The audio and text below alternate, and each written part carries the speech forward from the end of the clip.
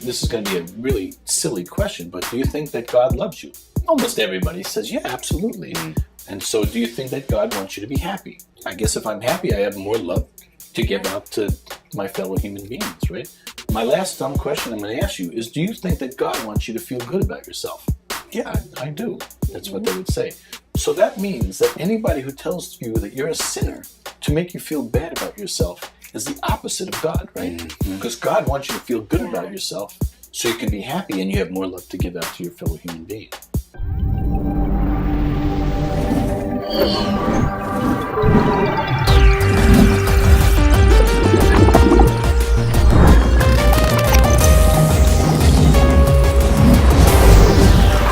Exploring the human journey.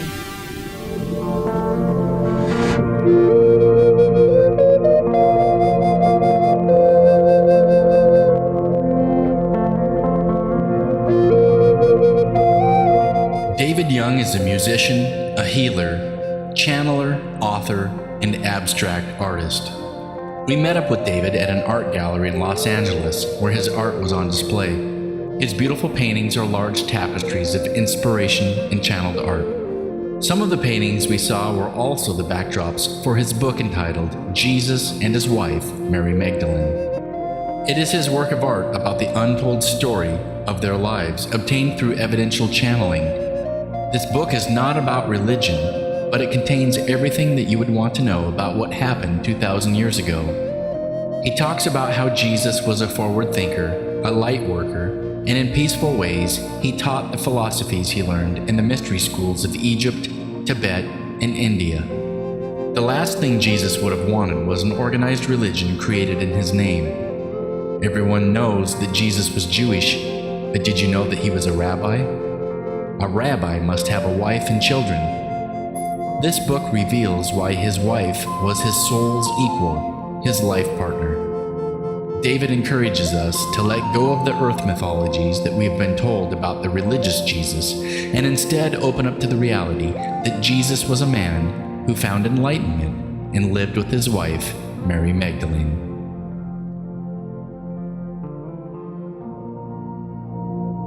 Hi and welcome. Gail and I got to attend the Conscious Life Expo in Los Angeles some time back, and while we were here, we got to experience the amazing David Young.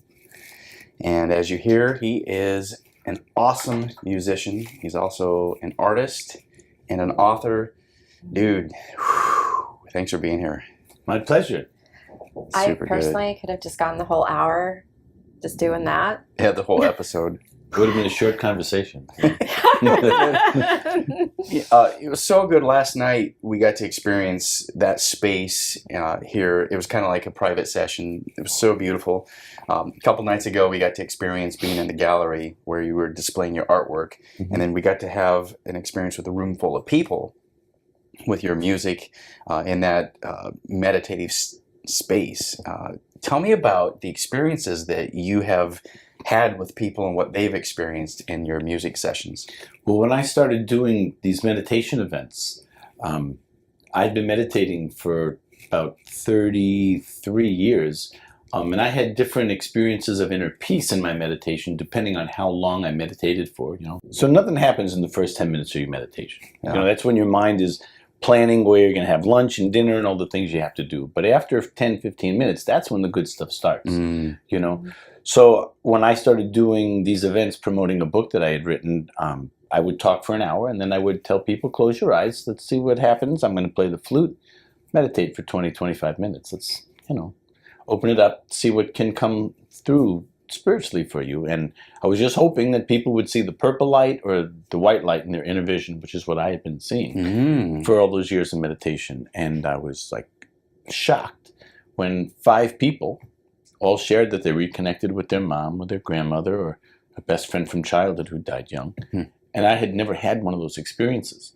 So can you imagine how bizarre that would be, sitting in a room playing music for people, you know, and then people start sharing those experiences. It was really, really bizarre. And it took me a couple of months of this happening like 3 or 4 times a week, doing these events 3 or 4 times a week, for me to actually get comfortable with the whole idea, and for me to accept it, and it started to feel normal. It just didn't feel as bizarre as it felt in the beginning.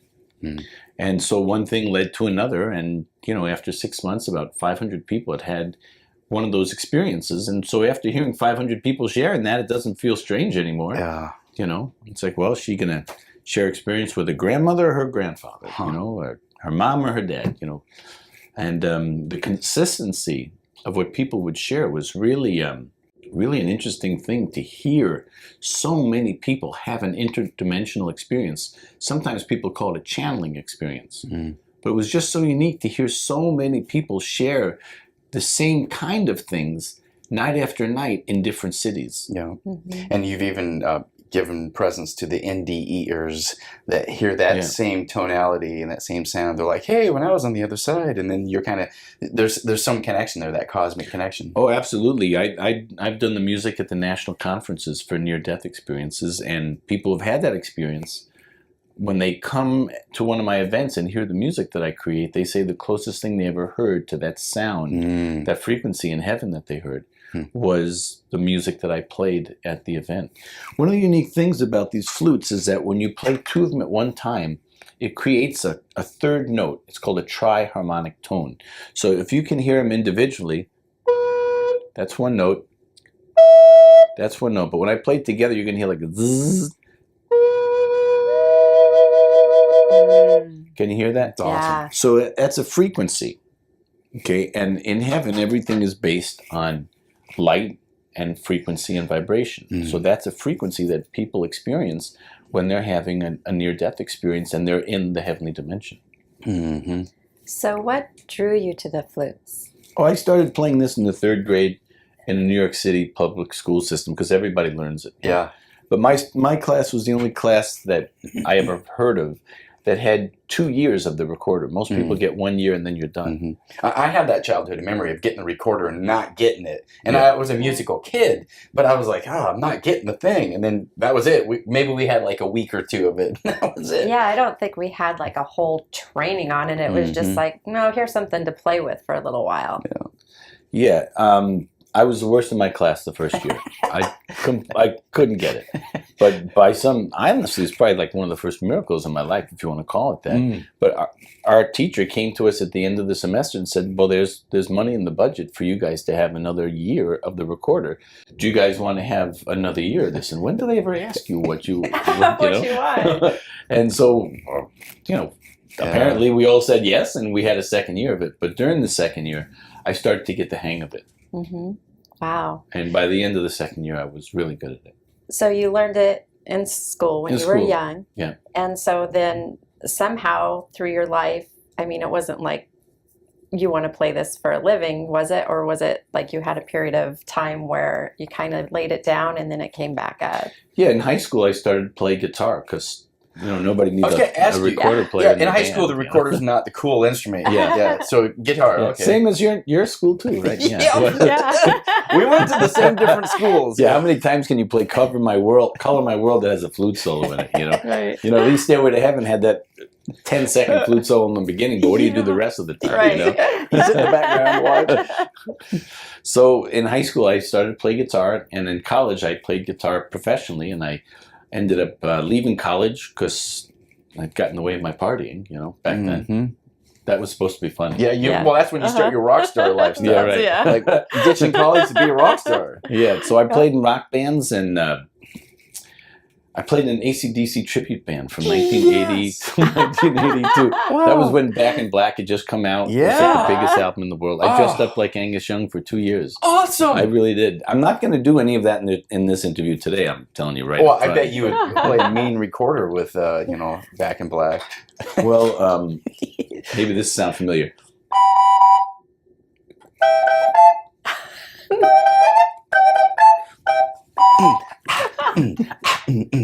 Yeah, we can do it right here. Yeah. Well, so after playing in rock bands for about 10 years, I moved to California in 1990. I ran out of money like many people who moved to California. Right. I was down to my last $100. I went down to Venice Beach with my flutes, and I met a woman who played the harp. Her name was Lisa. We made a tape called Celestial Winds. We sold 10,000 copies of that tape over 2 years, and then we started to travel all over the United States doing art festivals. Wow. And so we did 45 art festivals the first year, so that meant 45 weekends of the year. We were flying someplace to go play at an art festival. We sold thousands of CDs, and after 3 years, we'd sold 100,000 CDs. Then we were sick of each other, so then we went on our own. And were you a couple at the time, or were we just friends? I mean, was that part of the journey? We weren't a couple. Okay. So you were co-workers, and then you're like, our time is over. Yeah. Well, it was a unique situation where we really needed each other in the beginning. Because we needed each other. What could you say? Yeah. You know, she played the harp. It wasn't really working on her own playing the harp, and I really wouldn't have thought of playing the flute on my own. You know what I mean? By myself at that time, because that was before the time when musicians would play with tracks. Yeah. Like I was playing with tracks when I did that intro. Yeah. Right. You know, and back then nobody played with tracks, and so after she and I split up, then I made tracks of my own music. Yep, because now you're in the place where you need to have that supportive something underneath there. Yeah, an accompaniment. Yeah. And so the tracks worked great. It was kind of interesting thing because it was so scary, because I had worked with her for 3.5 years. And as a musician, I thought that half of my success was the fact that she was playing a harp. You know, she looked beautiful wearing white flowing dresses, and I was playing these 2 flutes. And I thought that half of the reason I was successful was because of her. And back at that time, women were like 98% of the audience of people who were buying the CDs. You know, it took a couple of years of women buying my relaxing music and bringing that music home to share with their husbands or their boyfriends. You know, and after a couple of years of men hearing that sound and something really enjoyable happening, they put that together and think, maybe this new age music isn't so bad, because every time I hear it, there's something good happening, and I really think that was part of it, because back then in the 90s, the early 90s, men were not interested in new age or relaxing music nearly as much as women were. So you kind of healed the feminine masculine divide in there, huh? Well, I didn't realize it, but when you're doing music on the street, because I was playing music at Venice Beach at the time, being that women were 98% of the audience, I found that there were certain things that I would play that would keep people there, and there were certain things, like if I would start to play fast and show off, that would completely make the crowd disappear. Whoa. They didn't want to hear me. They didn't want to hear me play a lot of fast notes, slow. So if I did something. If I did something like that, everybody start walking right away. Isn't that interesting? Yeah. There's like ego shines out. They're like, we're not interested in that. But if I did something really soft, like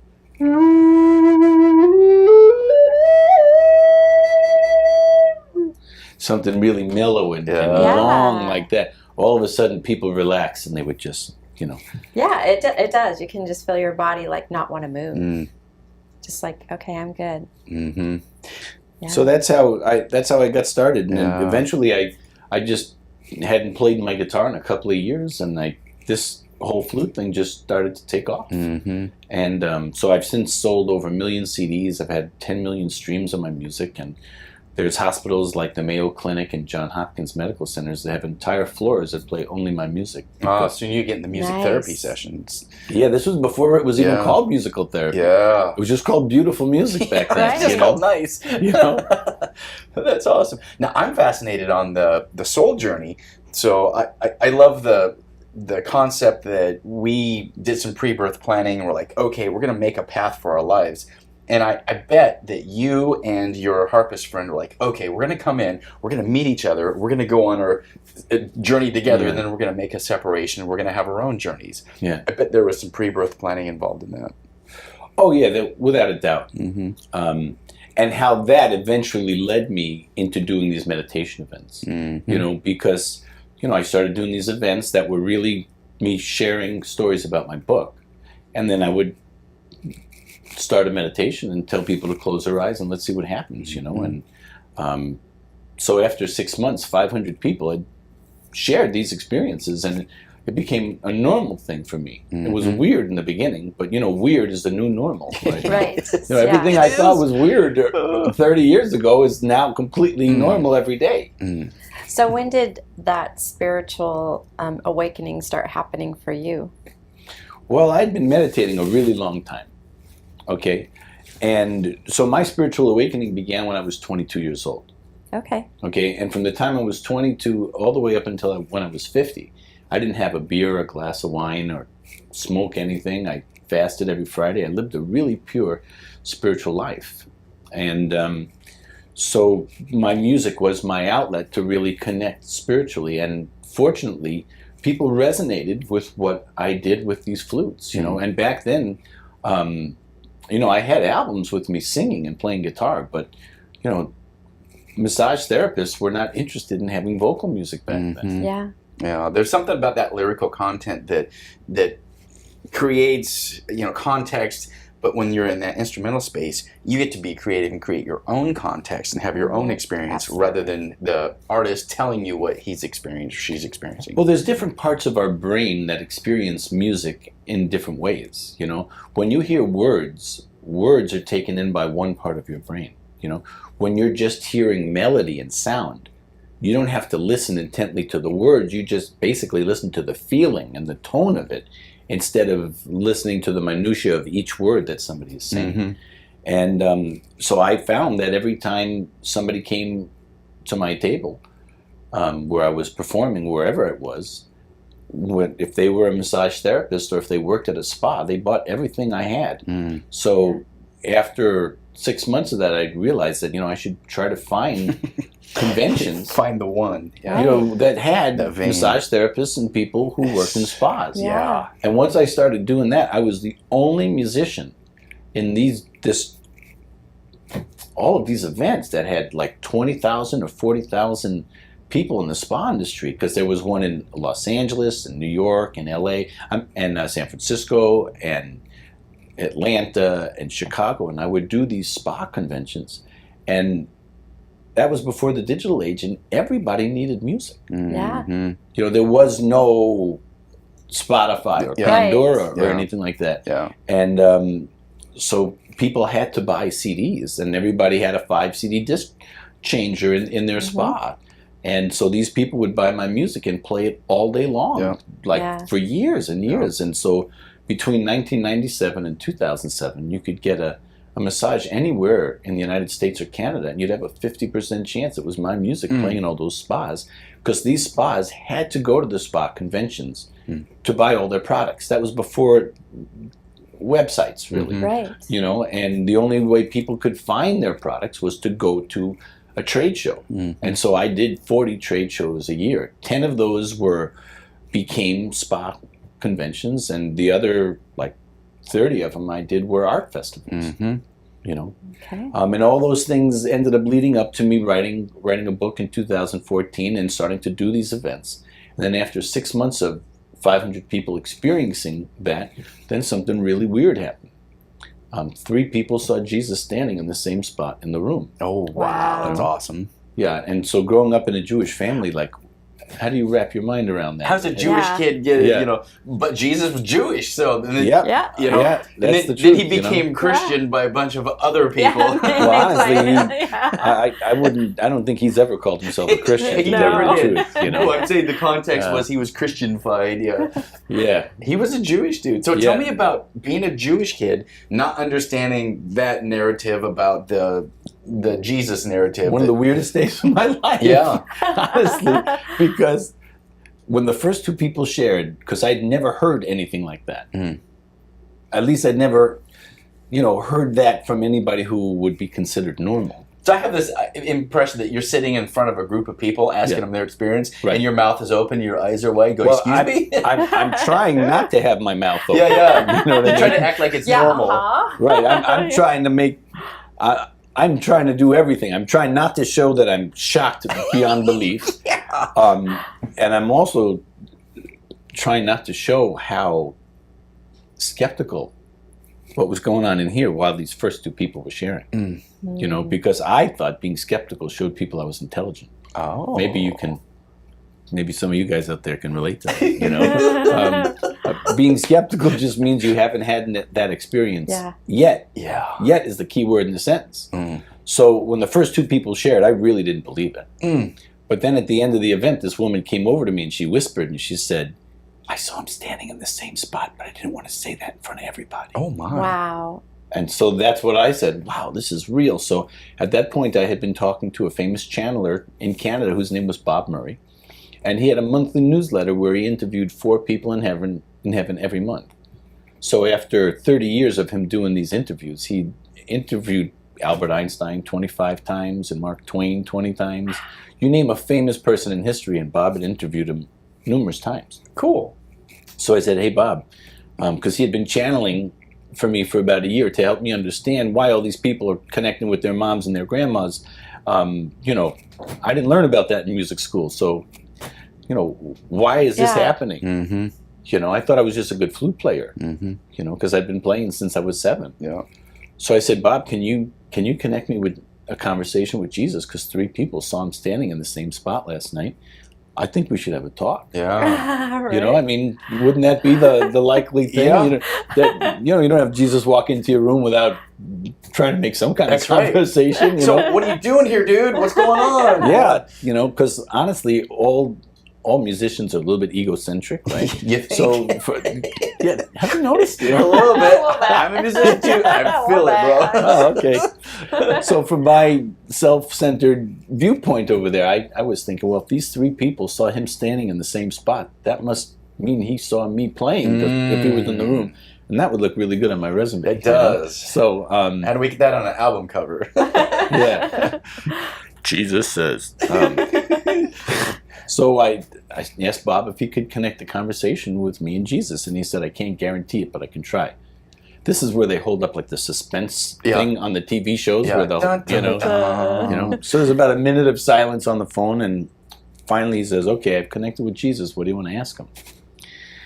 And my mind went blank, and all I could think was how weird this felt, you know, growing up in a Jewish family. And believe me, when my bar mitzvah was over, I was done. Mm-hmm. You know, Yeah. I wasn't interested in any of it after that.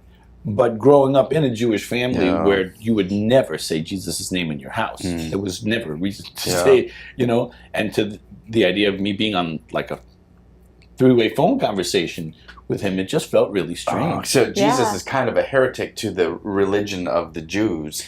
Yeah, it's kind of interesting because Christians love him for things he never said. Yeah. Right. And Jewish people resent him for things he's never said. That's right. You know, it's kind of like stuck between a rock and a hard place. I guess you could say. You know, and that's honestly, we all have problems in life, and that's his problem in life. Mm-hmm. That's his problem in his afterlife, because that not only did that horrible thing affect his physical life, you know, because he was married to Mary Magdalene. They had 3 children. Everybody knows he was Jewish. Most people don't realize he was a rabbi, but there's 5 references in the Bible where he's called a rabbi.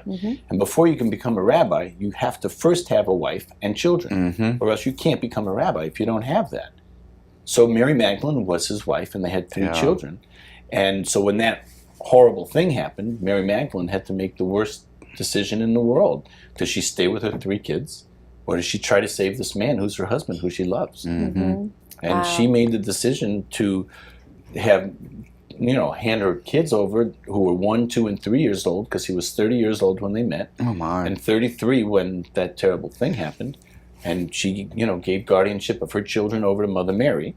Oh. And she took care of him, and they escaped, and they, with the help of a Roman soldier, and they lived out the rest of their lives in France. They went 2,619 miles to this part of France, where they told Mimi, my ex-girlfriend, where they lived when they were alive back then. And we flew to France, and we went to 3 places where they lived. Wow. And Jesus and Mary Magdalene showed up to Mimi and explained how they got there and why they were there and how they survived, what they lived on. You know, it was an absolutely horrible situation. That's incredible. I've seen some of that stuff in a documentary as well, so there's a lot of evidence mounting for that. Before we discover that, I want to get back to the point where you're on the phone with Jesus, and because I don't want to lose that. I want to finish that conversation, and then I want to get into the book. Okay. Well, so I felt so weird, you know, having a conversation with Jesus through this channeler, all I could think to say was, this is so strange. And this is before a book, right? This is This is before all of the context about this that. is either at the end of 2014 or the beginning of 2015. Okay. Like 6 months after I started to do those events. Mm-hmm. And so I said, this just feels so strange having a conversation with you, because I grew up in a Jewish family. And he said, I can understand that. I grew up in a Jewish family also. Of course. Really, that made me laugh. Yeah. Right? Made me relax a little bit, because it's like, okay, he has a sense of humor. Yeah. They say, oh, Jewish people are the best comedians. Nice. Yeah. So I thought that was funny. And I said, can you tell me a little bit about yourself? Because I don't know what to believe about what I've heard about you. And I also don't know what not to believe about what I've heard about you. So I was trying to cover my bases, Right. in a way, Yeah. Yeah. And so the first thing he said was, I don't like rituals. Mm. When people do rituals, they think they're getting closer to God, but because a ritual is done so many times over and over mechanically, it's not coming from the heart. It's not Yeah. coming from love. Mm. And in that case, ritual only creates a barrier or a block between that soul and their goal of connecting more with God. Oh, that's awesome. So at first I thought he was talking about the Catholic Church, but then the more I thought about it, every religion has rituals that people do over and over again. Mm. It's mechanical. Well, and we teach our kids to do them Yeah. without question. Yeah. So they just grow up. It doesn't really mean anything. Yeah. I mean, it would Yeah. make a lot more sense if you're going to pray to God, or if you're going to pray to one of the ascended masters, whether it's Krishna or Buddha or Moses or Jesus or whoever. Yeah. If you're going to pray to somebody, the idea of reading something from a book when you can actually just speak from your heart and talk inwardly to God or whatever ascended master or archangel you want to connect with, who you look up to, Mhm. I mean, if you talk from your heart, it's going to carry a lot more weight, because when you speak from your heart, it has energy. Yeah. There's no energy when you're just reading words from paper that you've read 100 or 1,000 times already. So that was the first thing he said. And the second thing he said was, I don't like pedestals. When people put others up on high pedestals, the only thing they get is a stiff neck from looking up, which I thought was funny. That is Wow. awesome. Yeah, there's a level Really of good. comedy there too. Yeah. And that was his way of saying, people putting me up on this high pedestal is not doing anything for their spiritual unfoldment, Yeah. Mhm.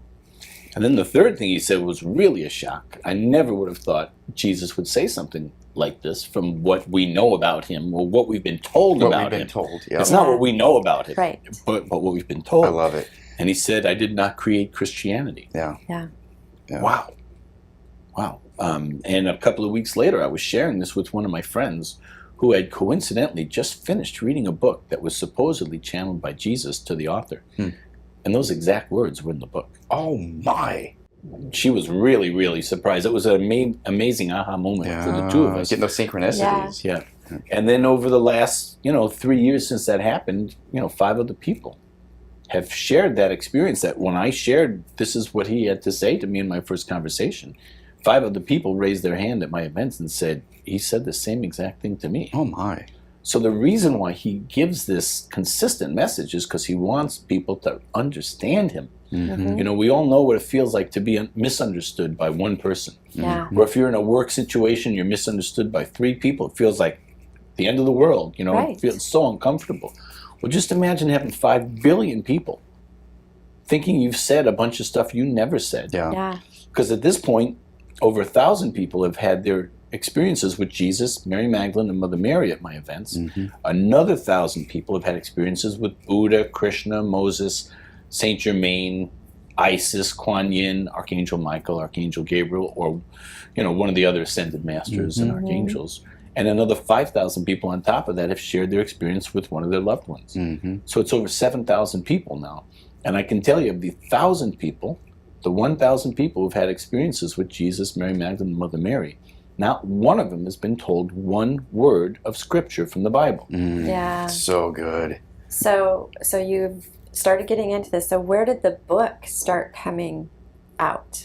Well, I've done 400 events in 4 years now. Mm-hmm. Okay, I usually do this 2 or 3 nights a week. Every Yeah. once in a while, I'll do 10 nights in a row, 10 cities in a row. Wow. But this is what I've been doing since 2014. And So hearing so many people, over 1,000 interviews that somebody just had with Jesus, Mary Magdalene, and Mother Mary, right? When you hear 1,000 interviews, you really get to hear what somebody's about. Because if you heard 5 interviews with somebody, you would hear a certain consistent message in those 5 interviews, right? So 1,000 interviews that I've heard, people share their experience with them. And sometimes people were cracking up and laughing their head off because he was funny. There have been times where people were just bawling their eyes out because of whatever religious background they had, that they never felt like they were worthy. That's a gigantic issue for people. Oh, that's the big one that hits me. You know, that whole narrative of you're not worthy. Jesus had to come and make it so that you could be worthy to be with God. Yeah, that's a big one. Yeah, and the shame and the guilt. Yeah, and all of it. You know, not following. So I have a way that I get right to the root of that whole situation, where I'll ask somebody, well, this is going to be a really silly question, but do you think that God loves you? And usually people, almost everybody says, yeah, absolutely. And so do you think that God wants you to be happy? Yeah. I guess if I'm happy, I have more love to give out to my fellow human beings, right? So my last dumb question I'm going to ask you is, do you think that God wants you to feel good about yourself? Yeah, I do. That's what they would say. So that means that anybody who tells you that you're a sinner to make you feel bad about yourself is the opposite of God, right? Because God wants you to feel good about yourself so you can be happy and you have more love to give out to your fellow human being. Wow. That's usually checkmate. That's the end of the conversation. And then they get either mad or sad. What can you say? What to do. Yeah. You know, if God wants you to be happy and feel good about yourself, anybody who tells you you're a sinner and that you're born in sin and you're not worthy in anything like that, that's absolutely not God's message. And additionally, it's not Jesus' message. I find it incredible to think that people think that Jesus is God. Well, he was born 2,000 years ago. Who was God 3,000 years ago? Right. 5,000 years ago. Well, that narrative was that there was a problem, there was sin, and so Jesus was a solution to a problem. And so Jesus was the incarnate, half human, half man type of thing, which still is an unsatisfactory answer, because you're like, well, okay, but he's God, so he lived a sinless life. He's not like me. Oh no, he was just like you. But he never sinned. Well, then he's not like me. So it's not relatable. Listen, if he had 10 fingers and 10 toes and he was growing up, he wasn't born with this eternal knowledge that people have surrendered over to him. Yeah. You know, as a there's human mythologies being. built around those, and that's where I'm coming Hey, from. listen, 20 years ago, did you know the same things that you know now? Nope. Well, throughout his life, he was climbing the spiritual ladder the same way that all of us are climbing the spiritual ladder. He wasn't born perfect. He didn't have a halo over his head. You know, there was no gold on the paintings. There, you know what I'm saying? That was a whole story that had been. It actually wasn't even his story. If you know, it's. You know what they say about insanity is repeating the same thing over and over and expecting a different outcome or a different result, right? So if you just think about how bizarre, a lot of people are very science believing people. You know, well, if I can't prove it in scientific thing, right? Okay. So you're saying that these spiritual things about having a near-death experience or about having an out-of-body experience or lucid dreaming, you're saying that this stuff is bullshit, right? But you're also telling me that with your science background, you have made the leap to believe that a man could disappear into thin air. I've never seen anybody disappear into thin air except when I'm watching Star Trek. So good. You know what I'm saying? So you're telling me that you can't believe this, and this. Like, you don't believe in psychics, right? Don't you know that every single police department in the United States has psychics that are on the payroll? So when they can't figure out where these missing people are, they go to the psychic and they get clues from the psychic, and that's where they find the missing people. So that's good enough for our police department, but it's not. Yep. Yeah. No, you're right It on. doesn't. In fact, we've even interviewed some of those people that are on the Yeah. police department Yeah, list. absolutely. I know a lot of them because Yeah. they come to my events, you know. Mm-hmm. People who are psychics and channelers come to my events to get their battery recharged, you know, because they're giving out all that energy all the time. Yeah. And that's a way for them to get that energy replenished. You Yeah. know?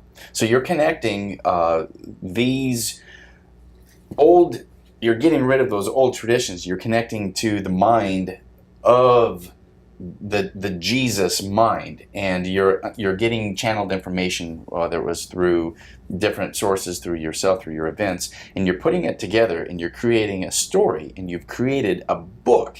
I honestly came into this whole thing looking at this like a detective Mm-hmm. because I was a skeptical person. I was cynical about people who would share these kind of spiritual experiences because at that point I'd never had that experience yet. Oh, yeah. Okay, so when this whole thing started happening and I started to see what was happening because people were coming to my events who were really grounded, professional people. These were not space cadets. These were intelligent people who had good jobs. You could tell they were grounded, had 2 feet on the ground. You know what I mean? Yeah. And these people had experiences that they shared before they came to my events.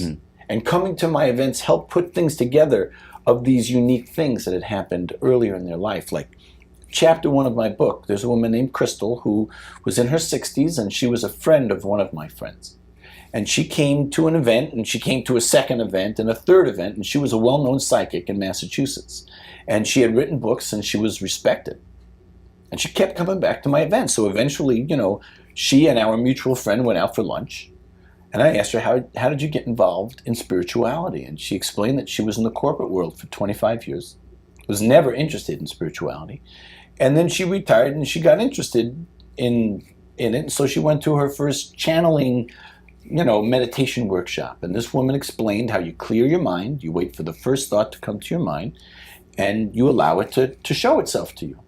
So Crystal closes her eyes. She's in a room with about 40 people. They all start to meditate. Her eyes are closed, and Jesus appears by her left ear, and Jesus says, "Can you forgive me?" And she's like, "Forgive you for what? Why would I need to forgive you?" And he said, "Because we had to leave you when you were little because it wasn't safe to bring you where we were going." At that moment, she's shown an image of being one of Jesus and Mary Magdalene's 3 children. And now she is bawling her eyes out, losing it. Wow. Because that's how deep. That was a 2,000-year-old And wound. then she felt Yeah. that, didn't she? She saw it, Yeah. the whole thing. She relived it. Okay? Well, at the end of the meditation, the woman who was leading the class pointed to her first and said, "Ma'am, I just want to tell you that while we were meditating, I could see Jesus whispering into your left ear, but I couldn't hear what he was saying." Oh, my. That's called evidential channeling. Yeah. That means there's evidence. I wasn't interested in channeling. If it didn't have evidence, you couldn't talk to me Yeah. about it Yeah. because my logical, skeptical self, if there's no evidence, anybody can make up anything they want. Exactly. Yeah, our brain is looking for Yeah. that certainty and looking Yeah. for evidence of it. Yeah. And so what happened was that over the following 3 years, they gave me evidence like every week, sometimes every day. And eventually I got on with this program. But one of the unique aspects of this, because my girlfriend at the time, her name was Mimi, and she was an amazing channeler. So like Jesus would give her a message to tell me, and the next week it'd be on the news. Like one time he said, "Tell David there's big news coming out of the Vatican in Rome." I'm like, "Are you sure that's for me? I never cared what came out of the Vatican in Rome growing up Jewish, And then the following week... It's not my circus. Yeah, right. The following week, the Pope issues a statement that goes against the Bible that really riles up everybody in the Vatican. He said there is no hell up there, That's good. in heaven. The only hell there is down here on earth. Yeah. And that goes against the Bible dramatically. It does. Yeah. And fundamentalists, Yeah. they still hold on to that hugely. Yeah. Well, here's the thing, as long as you talk about the fundamentalists. Sometimes when we're in a certain period of time, it's hard to see what's going to happen 20 or 40 years in the future. Like 20 years ago, you couldn't even imagine that we would have a cell phone, that you could see somebody on a phone. That sounded so Star Trek. If somebody would talk to you about that 20, 30 years ago, it's like, I'm sorry, I can't imagine that. Yeah. But one of the things that is a unique perspective is that 3/4 of the people in the Catholic Church are between 60 and 90 years old. So that means in the next 30 or 40 years, those people are going to be retiring from their earthly lifetime and going into their afterlife in heaven. So that means that 3/4 of the Catholic Church is not going to be there anymore. Now, the Catholic Church has been on the decline anyway because of all the sexual abuse stuff that is finally coming out, and they can't get away with it anymore. You know, that's one thing. And the other thing is that young people in their 20s and 30s who go to yoga studios and, you know, watch the Long Island Medium on TV, you know, people who are interested in spirituality in their 20s and 30s, those people think it's cool to have a little statue of Buddha in their bedroom. Or a poster of Krishna playing the flute. You know, he was a good flute player, by the way. You know? Nice.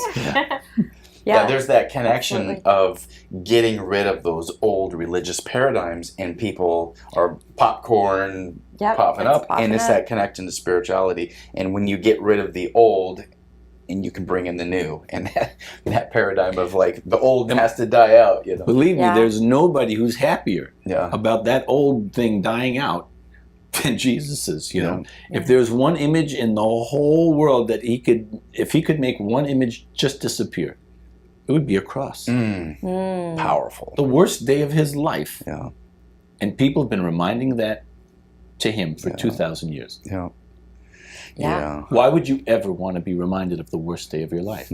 It's actually cruel. The fundamentalist Christian paradigm is that we looked at the Catholics as having Jesus on the cross. And so in that Protestant paradigm, you're like, well, we're better than them because our cross doesn't have Jesus on it because he's risen. He's now our Savior. But it's still that underlying paradigm of you're not worthy and he had to do something for you. I can tell you for sure that of the 1,000 people, there's not one person who's ever been told, I am the way, the truth, and the light. But there are people that have had beautiful conversations with him where he'd say, the way to the truth and the light is through loving your neighbor as yourself. That's good. That's universal. Every single religion in the world has the saying, do unto others as others would do unto you. You know, that is basic kindness 101. That's so good. It's a universal law is what it is. That fundamental mindset of there's only one way was based on that scripture. Jesus is the way that no one can come to the Father except through him. And just built this giant wall around everything. And why do you think they didn't want people to do channeling? I'll tell you, there's two reasons.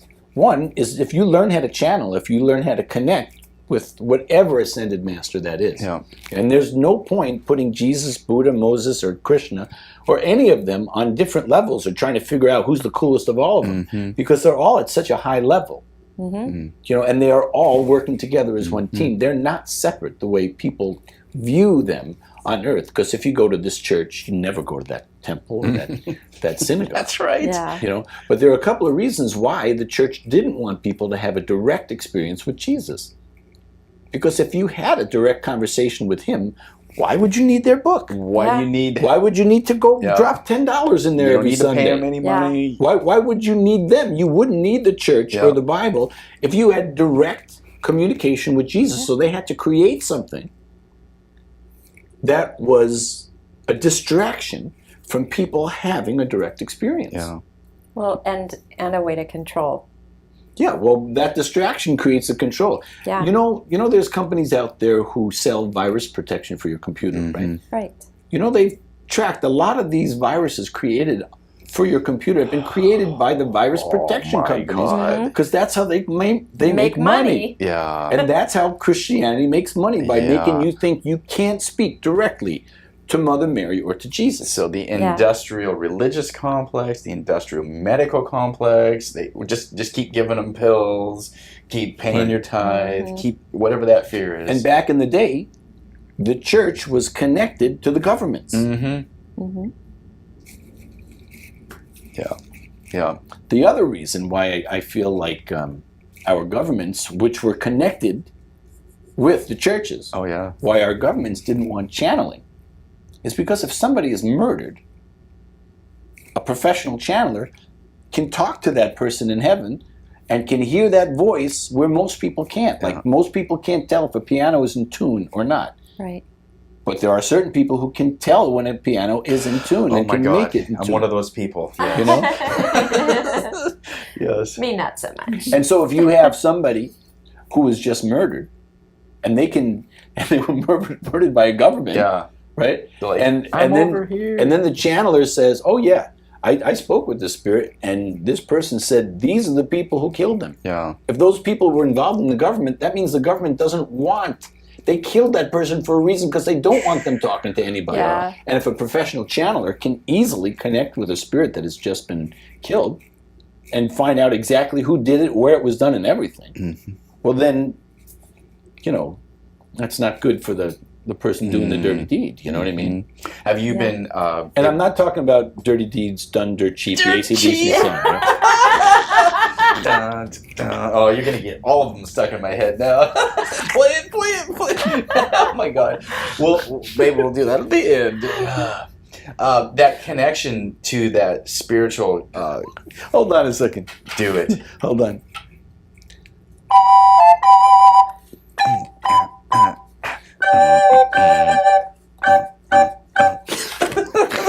I've never done that in an interview. Dude, that's a high five right there. Oh, that is probably my favorite thing I've ever experienced. Oh, thank you. Wow. So after Jesus showed up at that first event, then the following week, people started sharing experiences with Jesus and Mary Magdalene and Mother Mary. And then the following week, somebody shared an experience with Buddha. He always appears to people under this gigantic tree. It's so high you can't see the top. It's the tree of life. And people start experiencing Saint Germain and Gandhi and Archangel Michael, Archangel Metatron, Archangel Gabriel. I mean, it just went on and on. Every single spiritual, I don't want to call them a spiritual master because they don't really like to be called masters. Because they don't want you to think that you're any less than they are. That's really important. Yeah.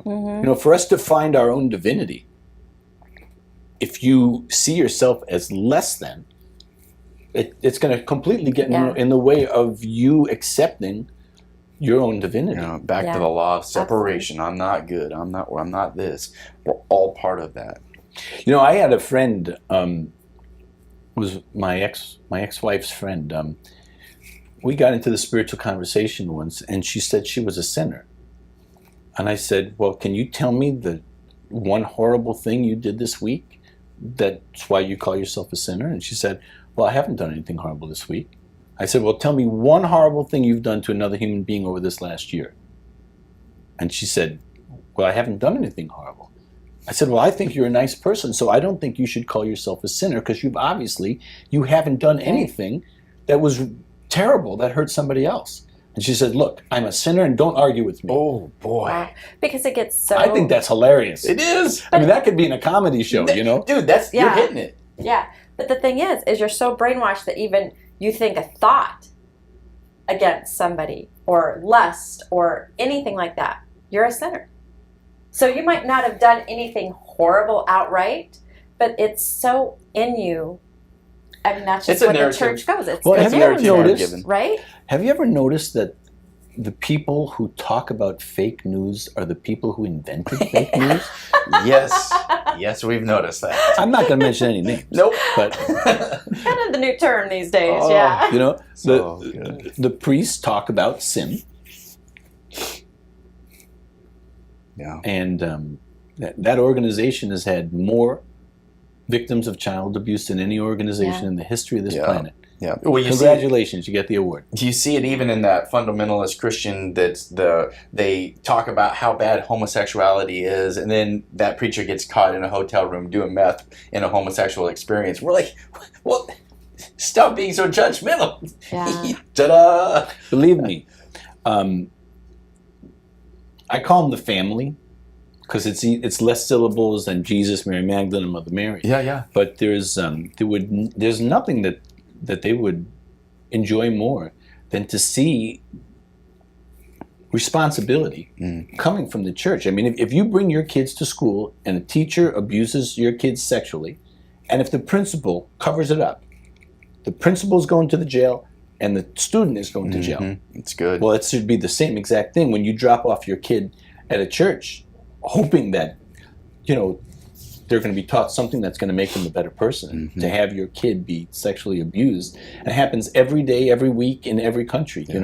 In Ireland, 1 out of every 4 men has admitted to being abused by their priest. 1 in 4. Wow. Those are the people who came forward. Yeah. Yeah. Wow. So if there's 10 million men in Ireland, I'm just guessing. If there's 9 million men, that means 2 million men have been abused by their priests. How do you bring your kids to a place where you were abused as a kid? Yeah. And so one of the things that the family wants people to know, that whether you talk to Jesus or Buddha or Krishna, it doesn't matter who you talk inwardly to. It really doesn't matter, because God is going to hear it and connect you to whatever vibrationally is the right thing for you. But there's no point in thinking that, this one's higher or lower, or these other people don't even matter. All those ascended masters, they all have important jobs. And so one of the big messages they want is they want people to know that all of the ascended masters and archangels are all connected on one team. Yeah. Okay? I love that. You've given that presence. It's one team. It's not a competitive thing. And what is the purpose of having a team? It's to win the game. To win. And to win the game, what they're doing is giving enlightenment to enough people who are earning it, people who are climbing the spiritual ladder, because we have that choice, we have that free will to climb the spiritual ladder or not. And there are so many people, there's over 50 million Americans meditating once or twice a week or doing yoga once or twice a week. That's huge. It is. There weren't 50 million people on the whole planet a couple thousand years ago. And all of these people are part of this thing that's called the ascension. So the family wants people to know that you can connect with them, and that you don't need to go to a church to talk to them.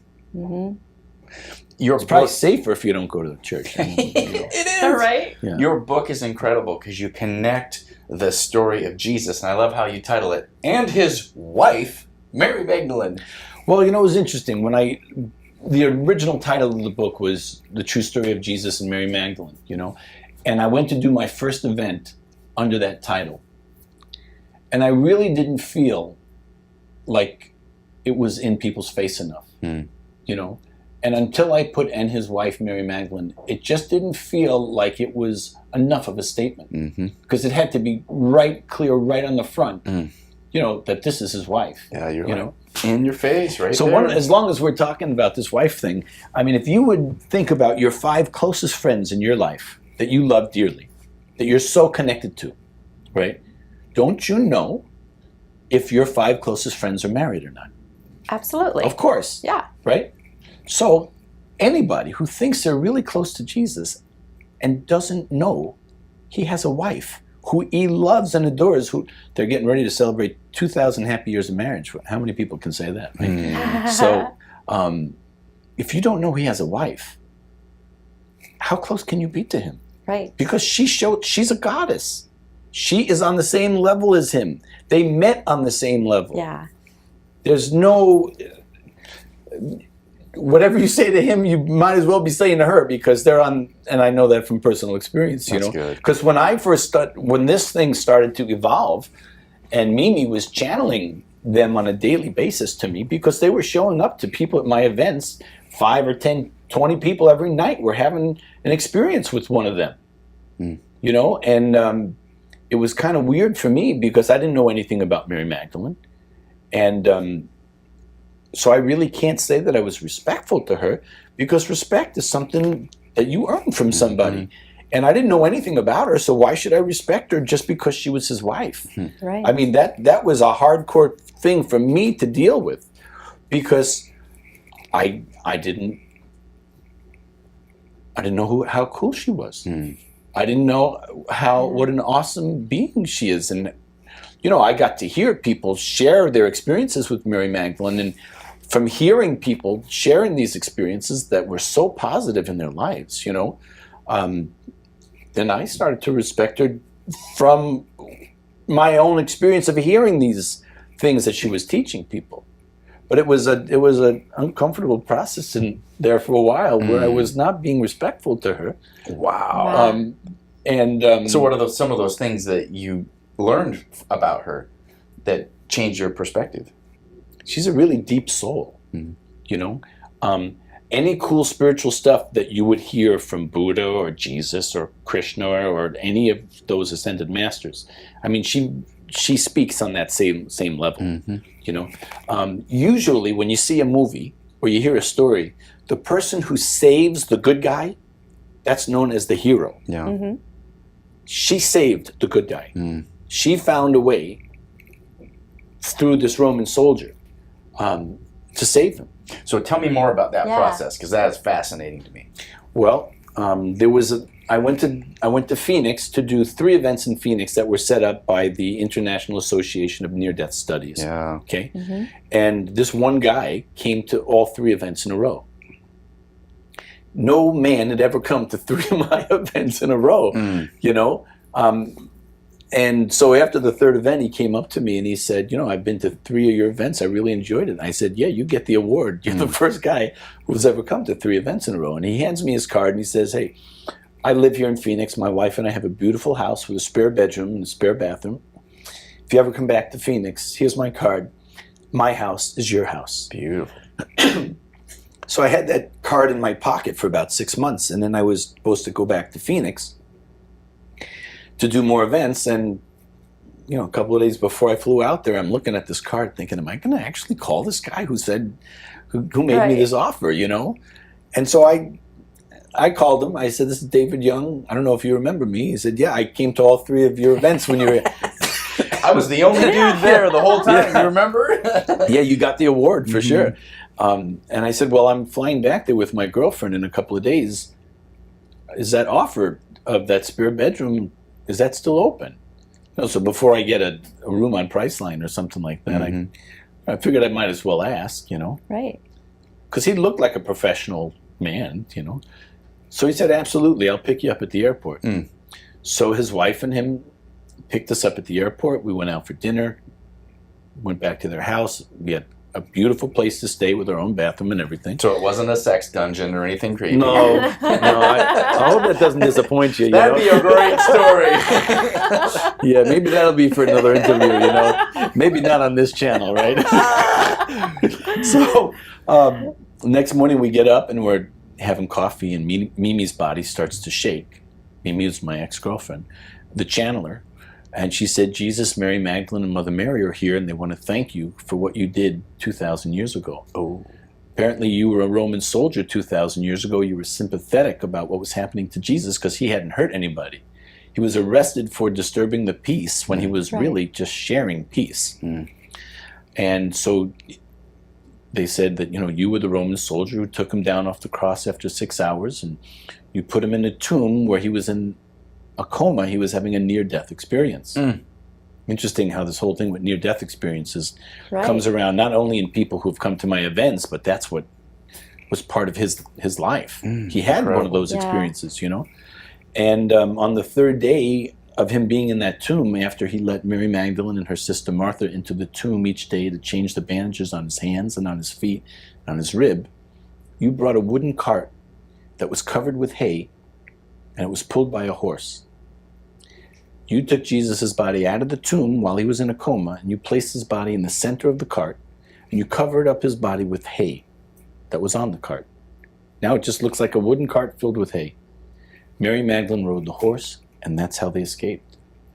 Wow, I just have chills all over my body. So after Mimi's done channeling that whole thing where it was so heavy duty, you can imagine what it was like in that room. You're just like, it was a moment for sure. And when she was finished channeling and her body stopped shaking, he said, you know, I went for a psychic reading last month. I was told the exact same thing. That's called evidential channeling. Awesome. That is awesome. Wow. Yeah, these were the things that were part of my experience that helped me get with the program, to get on the same pages, because these were things you just couldn't make these things up. Right. And one of the things that I found out was, so they told Mimi and I that we should go to the south of France. told us 3 places that we should go. We went to the cave of Mary Magdalene, and Hurricane Irma had just hit. Like, we were supposed to leave on a Friday, and Hurricane Irma hit Miami on a Thursday, so we had to leave Miami. Every airport was closed. Our flight was canceled. We had to drive from Miami to Charlotte to catch our connecting flight to Paris. It would have taken us 10 hours, but we were in that giant traffic jam.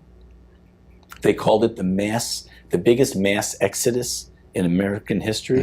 I think that sounds biblical enough. You know what I mean? Mass exodus. You know? Proportions. Yeah, there was over 1 million cars on the highway. We were one of those cars. Jeez. It was unbelievable. It was just incredible. And I put a thing on Facebook saying, send your prayers out to the millions of people who were in the cars behind us, because we were in the front. We left a day before everybody else left, And this woman sent me a Facebook message that said, hi, David, I've been to your events. I'm a psychic, and I just got a message from Spirit for you that when you get to France, make sure you go to the Basilica of St. Mary Magdalene in the south of France. I'm like, wow, there's so little known about Mary Magdalene, and there's a big church in her name in the south of France. How did that happen? Where's the connection between knowing nothing about her, and most people don't know anything about her, and whatever they do know is not correct, just for the record. She came from the wealthiest family in that area where she was from. So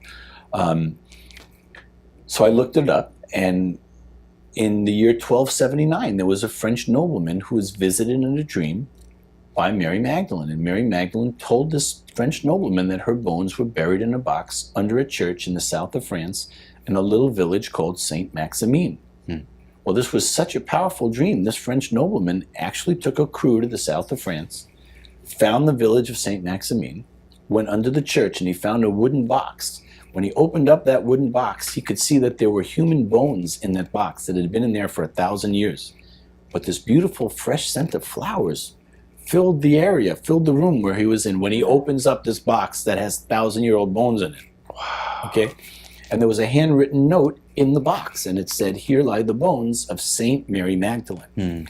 They changed the name of the town from Saint Maximin to Saint Maximin le Saint Baume. And in French, Baume means cave, because she lived in a cave not too far from there. And that's why the whole thing with her bones and everything. Yeah. So when they changed the name of the town, it's a historical record.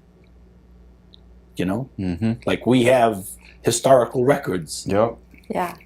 Believe it or not, there are actually facts, not opposing facts. That's good. And historical records are facts. And so that's a fact that she lived there in the south of France. And everybody in the south of France knows that Mary Magdalene lived there. That's good. But most people don't realize or know that Jesus lived there with her, and they had their 4th child in that cave.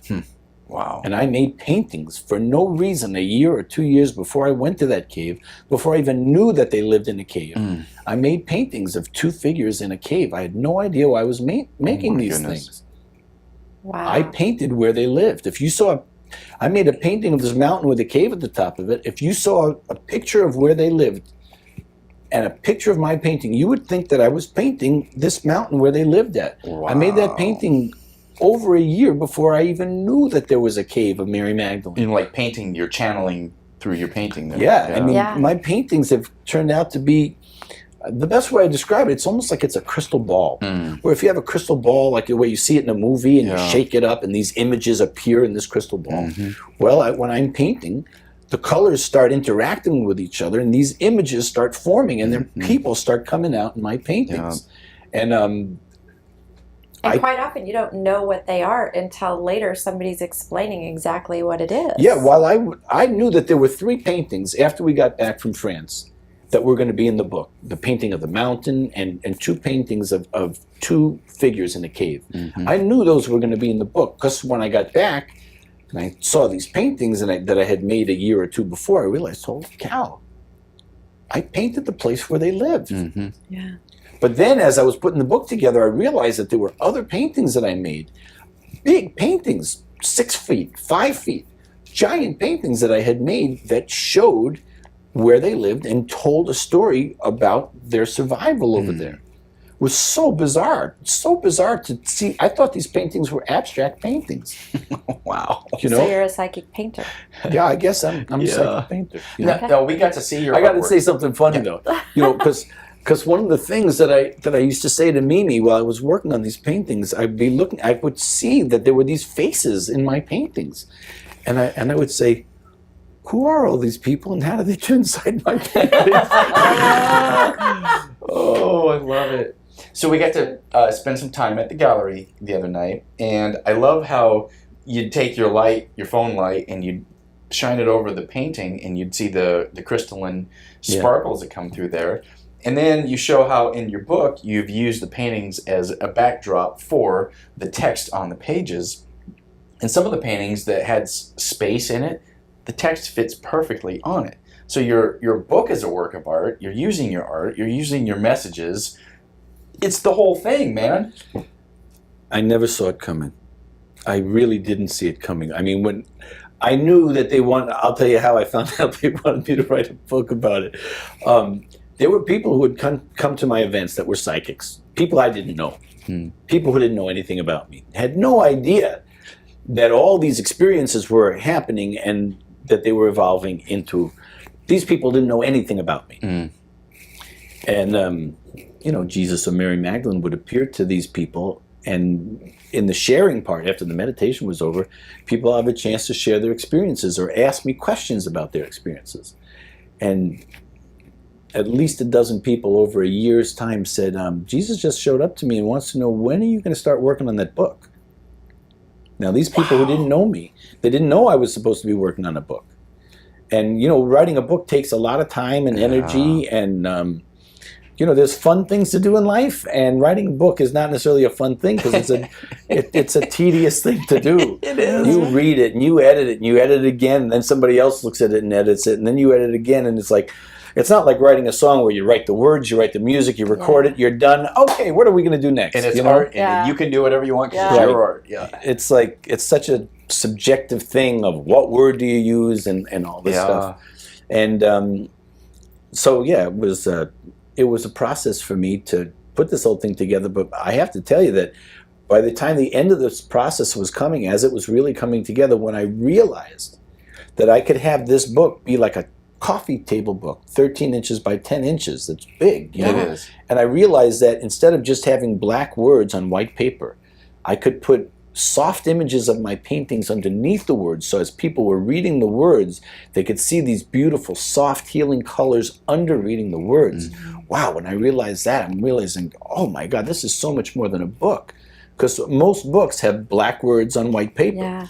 This was a whole color healing experience. And then I realized I could also put 12 of my songs in the book that you would access through your cell phone through QR codes. Oh, cool. You know, so each one of the books comes with 12 songs, which is 90 minutes of my music that they chose. That was something I did channel myself, where I would inwardly ask, okay, what song should go with this chapter? So the chapter about them living in this cave, how he lived to be 72 and she lived to be in her 50s, and they had their fourth child in this cave. For that chapter, the song that they chose of mine was called The Hidden Reality. Oh. Because the hidden reality of their life surviving, living in that cave in the south of France, that was the hidden reality. I have a song, it's a vocal song, that's on my album Sounds from the Higher Consciousness Volume 1. The name of the song is called The Hidden Reality. Wow. They chose that song to accompany the page talking about the reality of them living in that cave. Wow. Wow. So it's just like a culmination of everything you in are color and and sound, done. everything. All the experiences that people I had at the events that were appropriate for me to share in the book. All the experiences that I had myself, you know, because, you know, he did appear to me quite a few times. I was able to see what he looks like, and I'll tell you one thing for sure: he doesn't look anything like the way, you know, the Baroque and Renaissance painters. So he's not blonde hair with blue eyes. No, he's not a surfer, you know. He's a surfer, dude. Surfer. What's up? He doesn't have blonde highlights like all the other surfers in California. That's so good. You know. And actually, one of the things that I asked him, because there's a movie called Heaven is for real. Mm-hmm. Yeah. About a little boy whose dad is a Seen minister, it. and he has a near-death experience, and he meets with Jesus, and his dad says, well, does he look like this? And the boy says, he doesn't look anything like that. Well, does he look like this? No, it doesn't look anything like that. And then his dad found a painting That's an that artist. a woman from, I think it's the Ukraine or someplace over in that part of the world, she has a near-death experience, and after her near-death experience, she's able to paint, and she paints what Jesus looks like, and he doesn't look like the surfer dude, that they... Yeah. And so one of the things that I asked Jesus through Mimi is like, how come so many painters in the Baroque and Renaissance period who have painted you, how come none of these paintings look like what you actually do look like? And he said, because I wanted nothing to do with what They were the building church it around. was doing Wow. in my name. And the only way he could control any of it, because he couldn't control the words that people were saying, but the only thing he could control was the artists who were painting him, because he could easily appear to, because he's a master, he can appear to any of us. But he intentionally did not make himself look like what he really looks like, because he didn't want to be connected with all the horrible things the church was doing in his name. Really good. Attacking countries and forcing people to become Christians. Are you kidding me? Genocide in the name of Christ. Insane. It is, the whole thing. A lot of the problems we have in the world today are stemmed out of what happened in the Crusades. Of these young, dumb men going off to countries to kill people if they don't conform to Christianity. Yeah. No godly person would want anybody to go to a country and kill people, innocent people, to force them into your own religion. Yeah. I mean, can you imagine if somebody did that to the United States right now? Can you imagine if Russia said, you know what, you guys, we're sick of you having your own religion. We want you to conform to our religion. Holy cow. Of course we would fight back. Right. Yeah, because we've got our own Christian religion, and we're right. Right. God, guns, and country. God, it's just absurd, the whole thing. It is. But the good news is that channeling and near-death experiences and all these spiritual things that people are Bringing doing, them up. it's bringing people up to speed to the true reality, the fact that we're not all, the religions are not in competition with each other in heaven. They aren't. Yeah. I love it in conversations with God. Neil says, well, what's the right religion? And God says, the religion that gets you closest to me. Yeah. You can have it, you cannot have it. Well, whatever gets you closest to your divinity, your connection with God, that's what works. And so it doesn't matter what you're doing. You need to have that connection with Source. One of the things that I tell people at my event is that there's really only 3 religions. The people who are trying to make things better, the people who are doing nothing, and the people who are making things worse for other people. That's it. Wow. Because at the end of the day, that's the only thing that matters. Wow. You know, this is a free show, right? You're just dropping bombs of knowledge like that, dude. Well, honestly, I've learned these things from coming to my own events, I love it. As we're rounding third and closing it out, give presence to your website, how people can connect with you, how they can find events, how they can get your materials. Everything's on my website, davidyoungmusic.com. Okay? But there's also stuff that's on Amazon that's on my website also, but I have the book in English, right? Good, because I'm really good at reading English. English is good, right? Yeah. Me too. And I also did the audiobook in English or in Spanish. And I have an ebook that's in English or in Spanish that's on my website or it's on Amazon. Now, one of the funny things about the audiobook is that the English audiobook is 3.5 hours. But the Spanish audiobook is 4.5 hours because I couldn't speak as fast in Spanish. I wanted to speak it. I wanted it to be my voice, so it would be my energy, in there. And the Spanish one is 4.5 hours because it took me longer to say. That is awesome. That is awesome that you did that. It's very cool. It was. I don't want to tell you what a pain and how difficult that was. Yeah, because I take it Spanish is not a comfortable laying? I mean, No, I speak enough to find out where the bathroom is, Yeah. you know, or to have a little conversation. Yeah. But, you know, having these long words and some of the words I'd have to say 5 or 7 times because I couldn't pronounce them right. So, and you had somebody giving you coaching while you're doing yeah, it. I did have. Do it again. Oh, man, it took me 10 times longer. That's good. Yeah, my calendar of events is on my website. I usually do 2 or 3 or 4 events every week. Mm-hmm. I've been mostly doing events on the East Coast, but I came out here to California because I had a bunch of interviews to do, and that went really good. I also went to the Sundance Film Festival because I have a team right now who's working with me, helping me turn this book into a film. Oh, that's awesome. I cannot That's great. wait. Yeah, I think it would be great for people to see that Yeah. Jesus kissed his wife and loved his wife and good. had children and loved his children like every other parent, Yeah, you know. I love it. so good. Get the message out. As we wrap up, I'd like to close with some music. Just kind of give the audience a nice music a little bit more. out. Yeah. Yeah. We love it when, at the end of the episode, the guest gives presence to their work. If you took one thing away from what I am here to do, it's this. What is that one thing you want to make sure people realize or know? That the Heavenly Team is one team. You know, the goal of the team is to win the game. And all of the beautiful, loving, spiritually aware people who have climbed the spiritual ladder to become masters themselves, or what we call masters, right? These people are not in competition with each other. They're working together. There are people who come to these events and they'll share they had a conversation with Buddha and Jesus and Yogananda, or Krishna and Gandhi and Jesus. They're working together as a team to bring understanding and a higher level of love down into this physical world. And the good news is that there's 50 million Americans. I call them the Oprah generation, you know, because she really brought spirituality out into the public in a big universal way that anybody can understand it. You know, so she really deserves a lot of credit in where humanity is right now, because so many people watched her show every day or every week, you know. And it's so important that people know that the Ascended Masters are one team. They are not competing with each other the way the religions in this world look like. And I think that's the most important thing, because it makes more sense. You know, if all the Buddhists think that Buddha is God, well, that means he has to have higher level awareness, and love is a great part of higher level awareness. That's pretty simple, right? So if the Buddhists think that Buddha is God, and the Hindus think that Krishna is God, and Jesus followers think that he's God, right?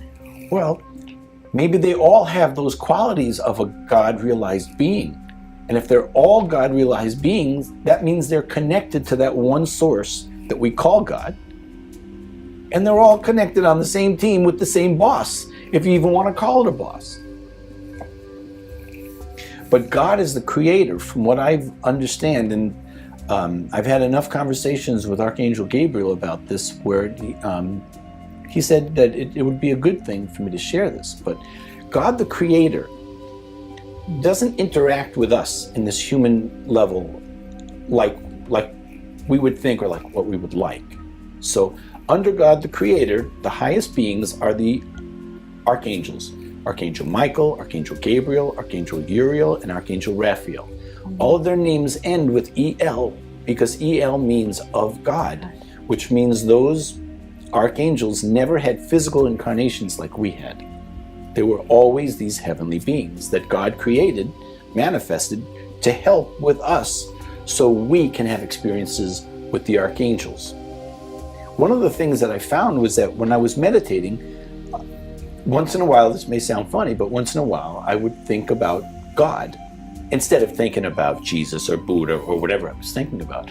And whenever I had an inner conversation with God, the creator, that day, an hour afterwards, Archangel Gabriel would show up to Mimi and talk to me about what I had just been meditating on, talking to God, the creator.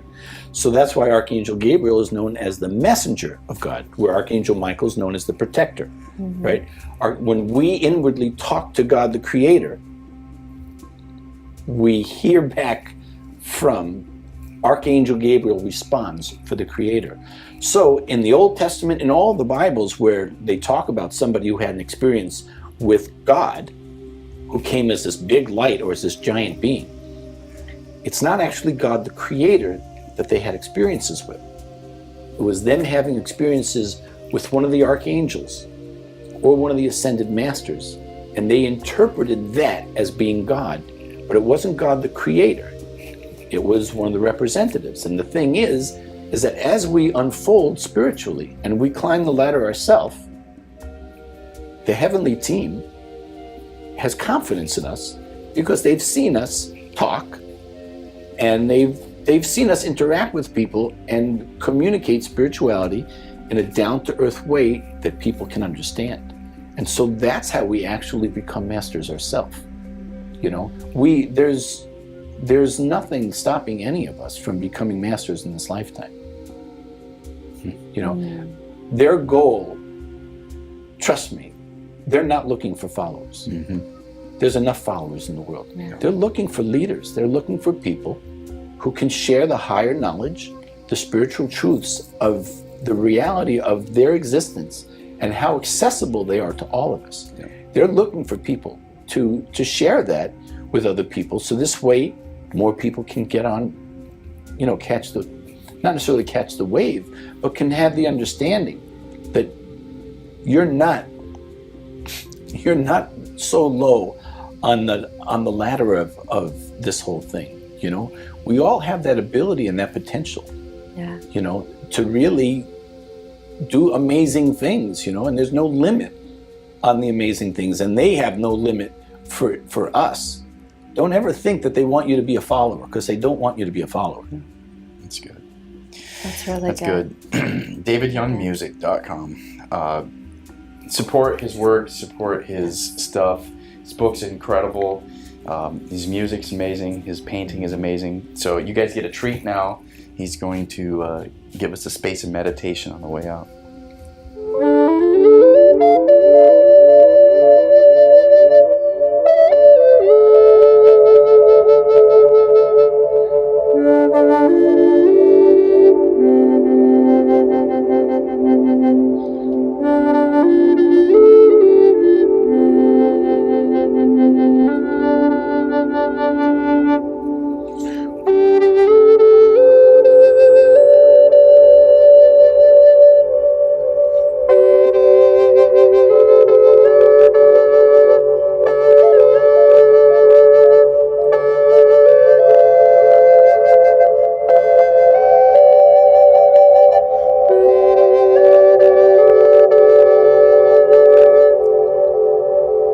Thanks for joining us here on Exploring the Human Journey.